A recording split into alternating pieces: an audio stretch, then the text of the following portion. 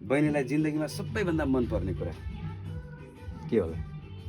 सबैभन्दा मन पर्ने कुरा एउटा गायिकालाई के मन पर्छ होला? म्युजिक। सबभन्दा मन नपर्ने कुरा? थुप्रै छ। थुप्रै छ। हजुर। जस्तै? हैन छोडिदिनु। मन पर्ने कुरा मात्रै भन्नुपर्छ। जिन्दगी के हो? जिन्दगी यति नै हो सुगन्ध। जिन्दगी। हैन यति हो जिन्दगी। यति हो जिन्दगी। यो केसी ए छैन गुड भेरी फेरि के? सास। जिन्दगी। यो रोकेसी छैन जिन्दगी। संगीत के हो त? सङ्गीतको धेरै परिभाषाहरू छन् दादा होइन थ्योरिटिकल वेमा भन्दाखेरि अब यो गायन वादन र नृत्यको सम्मिश्रण गीतम वाद्यम तथा नृत्य।